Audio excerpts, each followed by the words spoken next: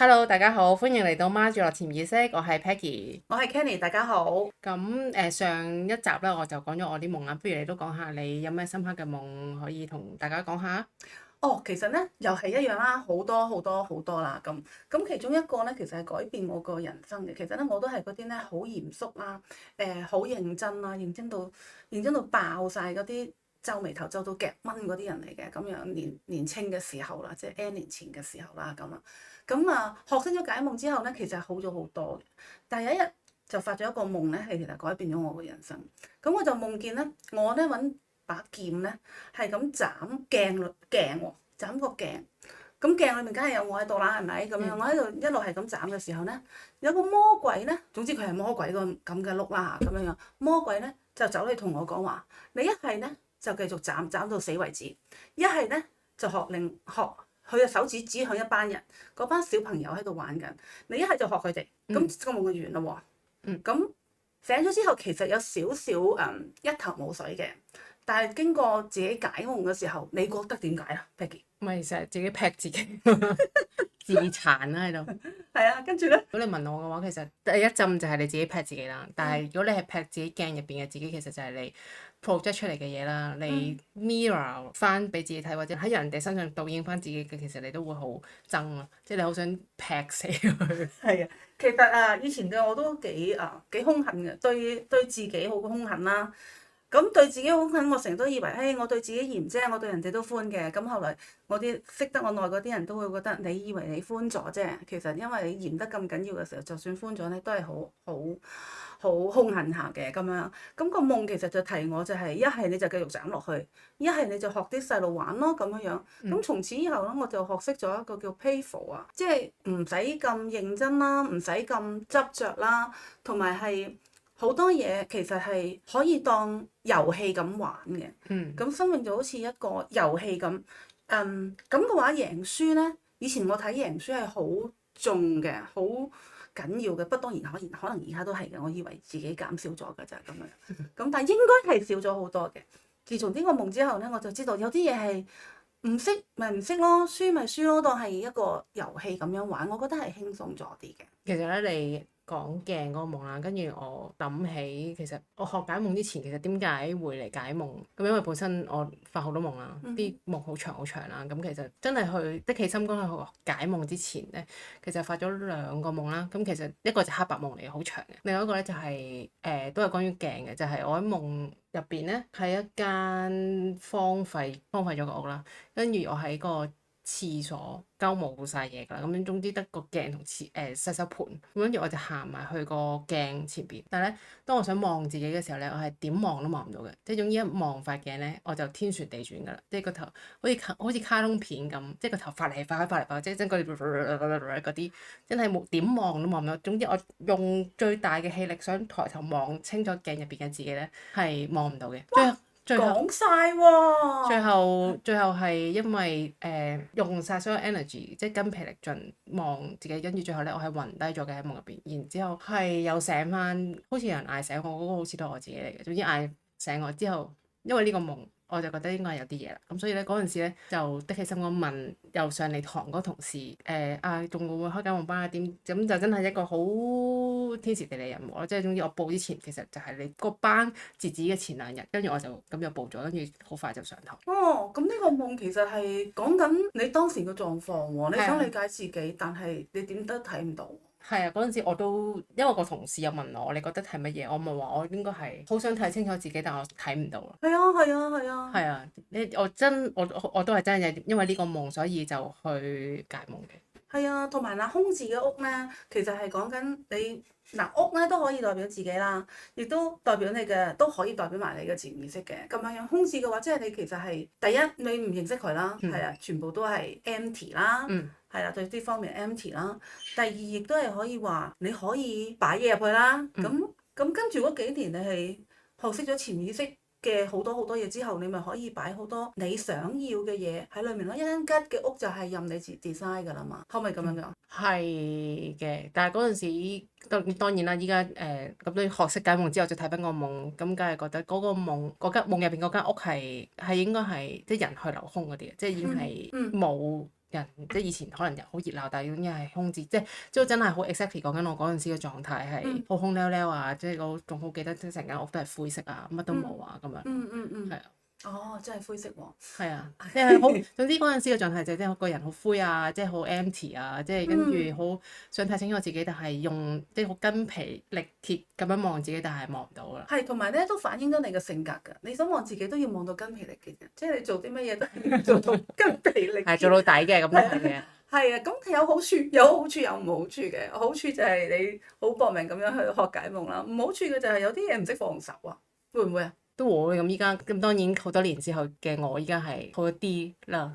我哋成日都以為自己好咗啲啦，咁應該係好咗啲嘅，應該係好咗啲，因為我哋真係解完夢咧，其實我成日都同啲學生講就係解夢唔係解咗個夢內容就叫做解咗啊。咁解完之後，如果你唔改變咧，咁其實係冇意思嘅，因為你嘅潛意識你可以想象，你嘅潛意識就係 send 咗封信俾你聽，或者 send 咗封信俾你，就話俾你聽而家你嘅狀況，同埋咧佢好叻嘅，佢有時都會俾埋少少嘅出路你行，因為佢知道晒你所有嘢啦，記得晒你所有眼睇過、耳聽過嘅嘢啦，諗過嘅嘢，佢都有晒。其實係一個好超強嘅 AI 嚟嘅。咁佢 gen 出嚟嘅嘢就係一個可以係唔敢講話係終極嘅 solution，但係可以講係至少你可以行過一步。咁然之後你跟住去行，咁點都會有啲改變嘅。正如我就係輕鬆咗啦。而家唔係好識得皺眉頭㗎啦，已經。以前咧就任何時間都係皺眉頭，而家就係好少皺眉頭，淨係呢樣嘢都抵翻啦咁樣。所以唔知咧，咁所以一路我就有少少調翻轉啦，即係我成日都同你講啲夢，跟住就你話咁咪好咗咯，但係我係唔覺自己好咗，即係我係唔識 appreciate，即係好似我之前同你講個夢，即係我發夢見到應該係落完雨，跟住我係要翻屋企，咁見到啲人，我喺天橋上面一路行一條好長條路都仲係好迂迴嘅，咁跟住翻屋企條路好迂迴啦，咁但係我見到下邊啱啱落完雨啊嘛，咁跟住見到馬路啲人都仲係喺間住啲水喺啲洪水中間間水而行咁樣，你話咁咪好咗咯咁樣，咁跟住我話係咩咁樣，完全唔覺啦，完全relate 唔到自己啦咁。我次次都話咁樣嘅話咧，就收翻你張 cert 㗎啦。咁係，所以我就話即刻 send 翻俾你。係啦，其實點解話好咗咧？之前佢行路係行埋啲爛路㗎嘛，佢仲話啲夢裏面就係輕鬆行下爛路啦。將來我哋有機會再講下啦。咁但係佢頭先話琴日㗎喎呢個夢，咁就係可以喺天橋上面從高處俯瞰人哋行，都唔係爛路嚟嘅，只不過係因為落完雨，所以就有啲水急流啲啦咁樣樣，都已經唔係爛路。佢都竟然同我講，初初同我講話no idea 喎咁樣，咁所以好得意嘅。有時咧解夢咧，就算你識解都好啦，有時係咪啲叫咩啊？嗰啲叫做當局者迷，係當局者迷。好多時就係當我哋講咗個夢出嚟嘅時候咧，有時我都係㗎，我講咗俾阿 Peggy 聽。或者 Becky 講咗俾我聽，咁講完咧，其實佢都睇到㗎啦。未講之前咧，其實好似冇嘢啊，冇喎，唔關事啊咁樣樣。但一講咧，其實就哇好明顯啦，好明顯同今日有關啦，好明顯就係你嘅潛意識俾咗個成績表你睇啦，就話俾你聽，其實 Peggy 你從好耐之前開始學解夢嗰種，即係搞到自己天旋地轉都唔放手嘅你，慢慢行到一個可以輕鬆行爛路嘅你，然之後去到一個今日可以喺居高臨下去睇自己條路嘅你，咁呢3個階段都好犀利㗎喎，個改變，你覺得呢？你問我，梗係覺得仲係行咗好短嘅路咁樣，未，唔係因為即係你都知我係好少欣賞自己嘅人。係啊，就而家你有機會，梗係吹下水，自己吹下自吹自擂一陣啦。係好咗嘅，尤其是2025年啦，轉變好大。我諗真係因為亦都係冇偶然啦，即係點解會講翻鏡嗰個夢？應該都係冇偶然，即係早幾年啦，好筋疲力竭去想搞清一啲心裏面一啲疑問。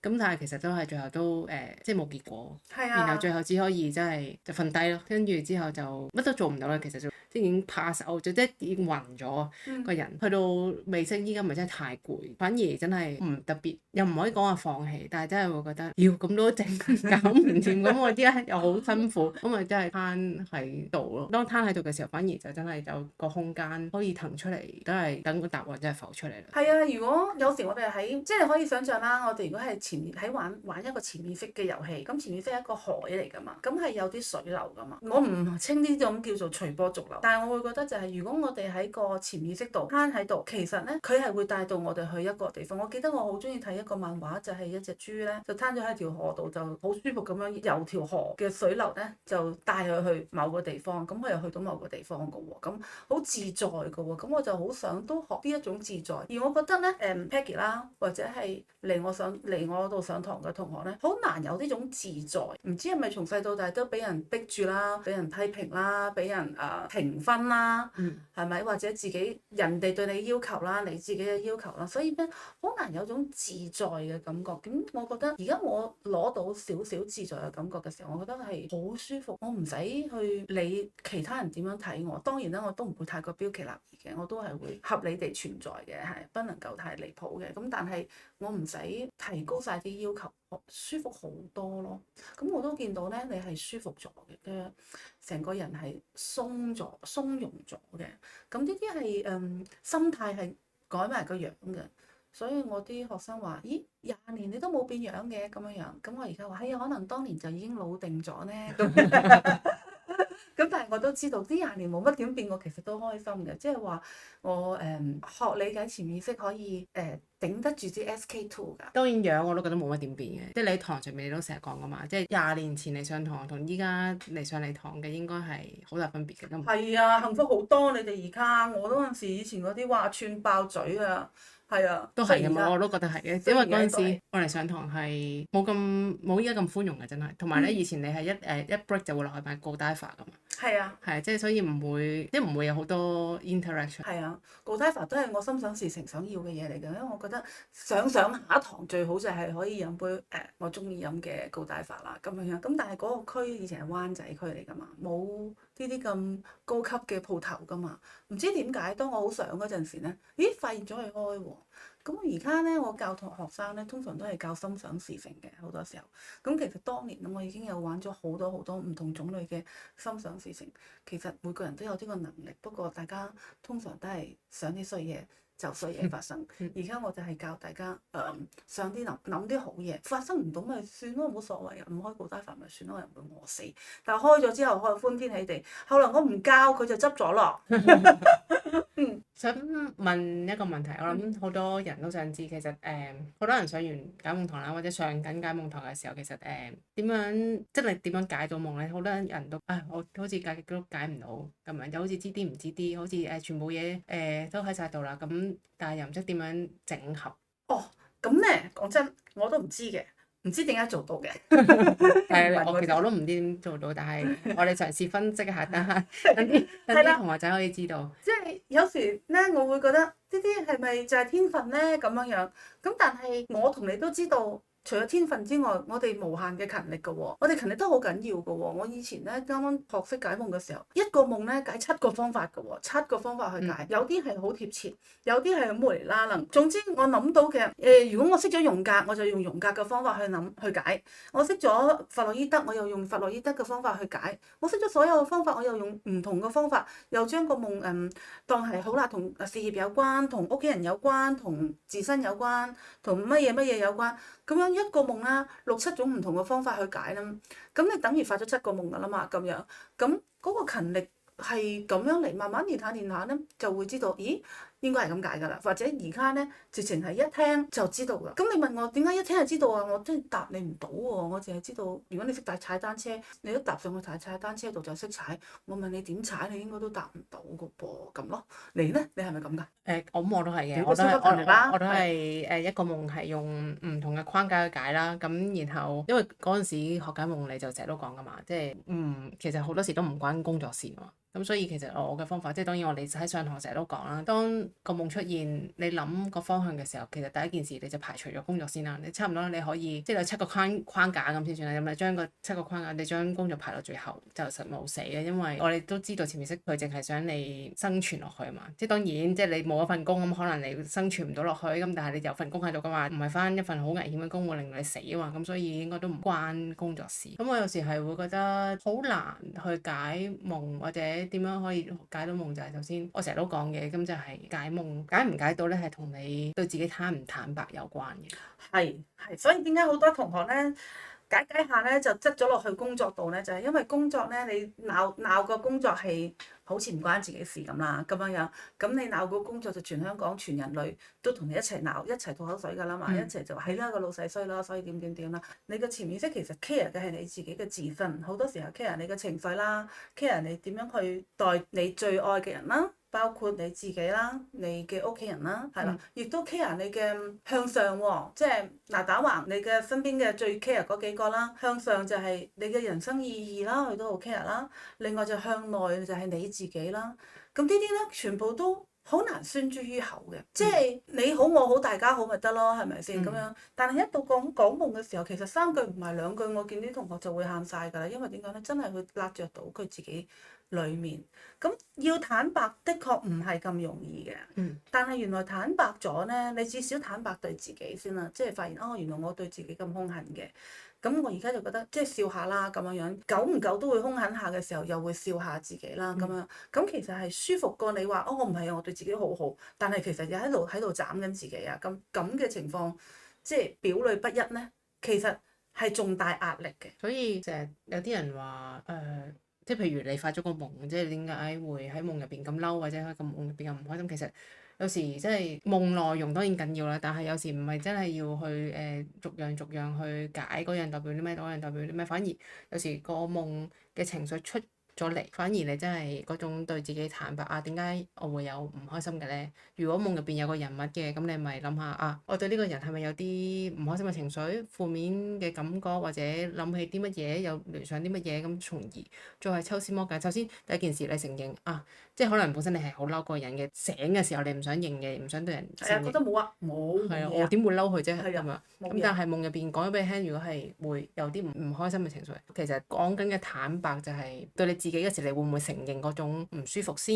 咁呢個就係我頭先所講嘅坦白，因為真係你唔對自己坦白，其實真係好難解到自己嘅夢，因為我哋聽過無數咁多次，就係所有同學都係同我哋講，好難啊，解自己嘅夢好難解。有啲人就會覺得解人哋啲夢都好難啦，但係其實即係我都有個解唔到我自己嘅夢嘅時候啦。咁就係，但係因為嗰啲嘢可能就係對於我嚟講就係最痛啊嘛，你成日都講，咁所以就係咁難解咯，就係。係啦，你頭先問嘅問題就係點樣知道解咗咧？咁樣咁簡單啲嚟講咧，就係你如果喺個夢裏面揾到一個出路，你可以做一啲 do something different 啦，做啲唔同嘅嘢。而你又做咗，而係你知道做咗呢樣嘢之後，對你嘅人生係好啲嘅話咧，我覺得你就收住貨先啦，你就當呢個夢解咗先啦。即係等於我頭先講話斬鏡裡面嗰個我咁樣樣，然之後魔鬼咁樣叫我就係一係就繼續斬落去，斬到死為止；一係咧就係學嗰班細路喺度玩咁樣樣。咁我解咗就係話好啦，咁我即係要放下屠刀啦，放下屠劍，唔係屠刀嚟嘅嗰把，係啊咁。然之後咧，就立地咧就去玩啦咁樣樣。咁你話咁樣係咪好咗啊？咁當然啦，如果你本身係一個玩到癲晒，從來都不務正業嘅人咧，不過咁呢啲人又唔會發呢個夢嘅咁樣。如果你係嗰啲玩到癲晒嘅人，咁梗係唔係咁樣叫你啦？而且呢個夢亦都唔係你嘅夢嚟㗎啦。咁所以夢最難嘅地方就係唔能夠重複啦，同埋咧唔能夠驗證啊，因為冇可能有10個人發同一個夢㗎嘛。咁樣樣。Anyway，你起碼喺個夢裡面你揾到一條生路啦，叫做咁，然之後你就會睇到，咦，我咁樣做咗之後好咗喎，咁樣樣，咁你咪當啱先咯，當解住先，因為反正冇所謂，佢晚晚都發夢，晚晚都俾啲 message 嚟㗎啦。你話咁會唔會解多咗或者係解少咗啊？諸如此類。咁如果你有興趣，你咪繼續諗落去咯，好似我哋咁樣樣去練習。繼續諗深啲，繼續諗深啲啦。其實你可以諗啊，點解係魔鬼而唔係其他嘢咧？有人都問過我呢個問題嘅，咁我喺度諗，當時我又冇信仰，我又冇啲乜嘢更大嘅 power，我覺得係好勁嘅。咁如果佢唔出魔鬼，佢出個書生或者出個唔知咩人嘅話，可能我就會唔記得咗個夢，亦都唔覺得有啲咩需要改嘅咯。但係佢出咗魔鬼，仲要話俾你聽你點死喎？咁我梗係認真啲去研究啦，咁樣。咁所以你問嗰啲夢裏面嘅角色有冇用？佢有用嘅，但係有時我哋未必諗得晒噶嘛，咁樣。咁就取個平衡，就只要揾到一條生路。不過嗰條生路就唔係人哋同你講嗱，你要咁啊，咁樣，係你自己諗到嘅，咁咪試下咯。咁如果嗰個人係姜太公咧？呢個姜太公係成日都係我個智慧老人嚟嘅。咁如果嗰個唔係魔鬼啦，係姜太公，你覺得會唔會係另外一樣嘢咧？姜太公咧，如果真係個夢淨係換咗姜太公，我覺得姜太公講多咗嘢咯，因為姜太公唔講嘢噶嘛，淨係同你講嘢嘛，願者上吊啫嘛。因為咧我自己即係玩親嗰啲揾呢個嘅潛意識嘅智者嘅時候咧，都係出姜太公嘅。但係嗰陣時發夢。你未學解夢喎？學咗。咁但係嗰時做咗我有一個夢未啊？有，梗係有啦。即係嗰時都已經出咗姜太公嘅。係啊。就頭先就諗，如果變咗姜太公嘅話，你覺得會唔會係另外一樣嘢嚟㗎咧？嗱，首先咧睇翻個脈絡，因為夢咧其實有邏輯嘅。就姜太公淨係換咗將魔鬼換咗姜太公咧，我就覺得個夢嘅邏輯唔得，明唔明啊？即係我明嘅，其實我都覺得係唔同嘅，就係我哋睇下會唔會。係啊，但係可以研究嘅，可以研究下嘅。唔得嘅原因咧你明，你又講下點解你話唔得啦？因為我都同意佢應該等你賴咗嘢，跟住你問佢嘢，佢先會講一啲嘢俾你。係啊，同埋因為個人設嘅問題，佢個人物設定咧唔係咁啦，咁樣。好啦，但係假設真係咁，佢又咁樣同我講嘅話咧，我都會跟嘅應該，因為佢都有翻咁上下份量。佢都會有翻咁上下份量。但係我就覺得我哋平時咧，我哋以為夢係天馬行空啦，但係其實咧，佢有佢嘅內在邏輯嘅。我覺得學解夢好似學緊一個 language， 一個新嘅 language。嗰個 language 就係 visualize 啦，有畫面嘅。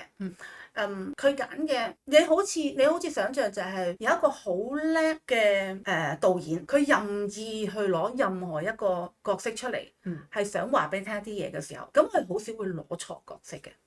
佢好少會攞錯角色，所以點解我話如果將佢換成你頭先問得好得意，我未問過呢個問題啦。咁樣我就即刻諗唔 fit for 嘅人設，因為佢唔會做咁多嘢咯。佢唔講咁多嘢噶嘛，而且姜太公得一個故事嘅啫嘛，差唔多。當然佢成個人生，如果真係有呢個人嘅話，佢嘅人生可能好長啦。但係流傳落嚟嘅得願者上吊啫嘛，就唔係好夾我呢個夢。但係咁，如果係佢個主旨係願者上吊嘅話，咁魔鬼就係同你講嘛，即係你唔想死嘅話，咁你就同班僆仔玩，即係學班僆仔咁樣玩啊嘛，就係願者上吊咯。你信我講，你咪 OK 咯。我諗都可以嘅，但係當然我明個人設嘅。係啊，通常咧我就好少會嗱，我都教過啲同學會改夢嘅，會改夢可以改嘅咁樣，但係咧我就好少話要頭先你呢個幾得意，可以換咗是但一個角色會點啊咁樣，即係我又好少會咁樣諗，因為咁樣就唔係原本嗰個夢啦。係咁樣就唔係原本嗰個夢，所以有時咧我睇啲書咧咪教學話解夢嗰啲書嘅，咁有時一望知道，咦呢個夢應該假嘅喎，即係作嘅咁樣。係因為係你睇得出嘅，睇得出嘅係啊。咁你話點睇得出？係睇慣咗你就睇得出㗎啦，即係你睇慣咗戲你就知道啲戲應該點做㗎啦。你好似當睇一場戲咁，我就好少係會覺得換咗呢個角色會點，但係有時咁樣諗下又幾得意喎，原來真係有個standard 嘅人設嘅。其實咧嗰個願者上吊咧都係我嗰個做可以咁講我個事業嘅模式嚟，因為當我去尋找內心嗰個智者嘅時候，其實佢自己走咗出嚟，就係其實係我裡面佢話俾我聽，我應該點樣去面對我嘅事業，或者係我嘅應該點講咧？又未知去晒成個人生嘅，但係一個事業嘅做法嚟嘅咁樣。咁所以我好多時候咧就唔係話好 hard sell 啊。雖然咧好多時候有啲同學或者係有啲朋友聽過我上堂，哇你講得咁好，點解唔咁樣 sell？唔咁樣 sell？唔咁樣 sell？好多意見嘅。咁我通常咧就好容易答佢嘅啫。好啊，我就通常都係話好啊，你幫我 sell 啊，我分翻20%，我30%俾你啊。咁樣好嗱，係咪好大方？係咪好好啊？已經呢個 offer， 跟住啲人就唔講㗎啦，因為佢即係天馬行空任你噏嘅時候，你唔使做嘅時候，你就梗係可以噏到乜都得啦，係咪？到真係落手落腳做嘅時候咧，其實就冇乜人真係可以幫到手。而我亦都知道就係話我本身嘅人設就係願者上吊啊，差唔多唔係利，即係如果跟姜太公嘅話，你咪餘利都唔落嗰隻。嗯，係啊，咁就見到，咁又好好彩啊，我又冇餓死喎。嗯，咁要嚟聽嗰啲咪嚟聽咗咯，要唔嚟聽嗰啲我又唔使夾硬嚟。嗯，咁咯。我都係因為你頭先講，我突然間諗啊，姜太公係一個即係你夢入邊嘅智者嘅代表人物，所以我就諗啊，如果佢魔鬼都可以俾我咁大嘅提示你，咁如果嗰個人轉咗姜太公，咁係咪一樣咧？雖然我問之前我都已經知道係唔 work 嘅，咁但係我又覺得啊，咁都可以講下嘅係，OK 嘅，OK。係咁當然啦，如果而家咁，梗係轉耶穌啦，係咪？我有信仰啦嘛。咁但係當年冇嘅時候，不過咧我都有唔少係魔鬼嘅夢嘅。咁但係咧就唔係啲好恐怖嘢嚟嘅咁樣樣。咁你上次都講過一次係好詫異嘅，令我就係話。話我個魔鬼係 Freud 裡面嘅 ego，唔係 super ego。嗱 Freud 咧就有 ego 啦、super ego 啦，同埋 it 啦。係啦，it 就代表咗嗰個原始嘅我啦。咁 ego 就代表自我，我自己嘅我啦。super ego 就超我，就係嗰啲規範啊嗰啲咁嘅嘢啦。但係如果你頭先所講 Freud 嗰個話係即係個魔鬼係 super ego，但係其實喺我哋眼中 super ego 唔係負面噶嘛，即係佢係中性噶嘛。Super ego 又唔係中性啊，Super ego 通常都好惡啦，或者係總之好惡嘅，好霸道嘅。例如即係我有個以前成日教嘅時候都會講嘅一個夢就係有個男士去成日俾怪獸追啦。咁有一次就佢仲要抱住個細路一齊走啦，救咗個細路啦咁樣樣。咁如果呢個有3個角色嘅話咧，咁個細路自然就係個 it 啦。咁抱住個細路走嗰個就係 ego 啦，係啊。咁嗰個怪獸咧就係 super ego 啦。咁個 super ego 追佢，好可能係好多規矩啊，有好多教條式啊嘅嘢啦咁。咁所以我就話，當你咁樣講嗰一下，你話我嗰個魔鬼嘅夢係用 Freud 咧，我就有啲通有啲唔通咁樣樣咯。咁後來因為可能冇同你傾過，咁就唔記得啦。我哋頭先講過啦，點解我哋要講呢個 talk 啊？就因為我哋講完嘅嘢會記得㗎嘛。好啦，咁樣我哋今日就講住咁多先，咁我哋下一集再講啦，拜拜。拜拜。